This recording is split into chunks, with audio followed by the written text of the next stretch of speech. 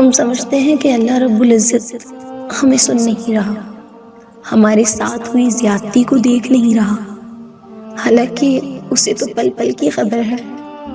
اللہ رب العزت ہر بات کا، ہر زیادتی کا جواب دیتا ہے، اور اس کا جواب جب آتا ہے تو سوال ختم ہو جاتے ہیں، مگر وہ جواب بس تب دیتا ہے جب ہم کسی کی زیادتی پر صبر کر لیتے ہیں، جب ہم خاموش ہو جاتے ہیں۔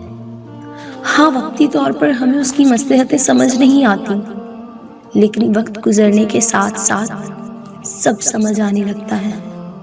وہ نہ سمجھ میں آ سکتا ہے اور نہ تصور میں لایا جا سکتا ہے۔ اس کی رحمتیں، اس کا غضب بھی اس کی پہچان ہے، اور سب سے بڑھ کر یہ کہ اس کی محبت کی کوئی مثال نہیں۔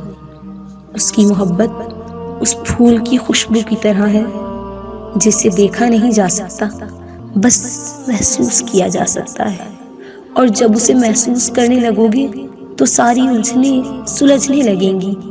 اور یاد رکھو، تم اسے بھول بھی جاؤ نا تو وہ تمہیں تب بھی نہیں بھولتا۔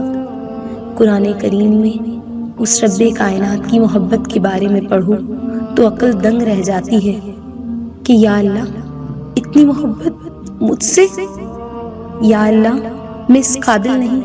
اور بے شک جب وہ راضی ہو جاتا ہے تو ساری کائنات جھولی میں لا کر رکھ دیتا ہے۔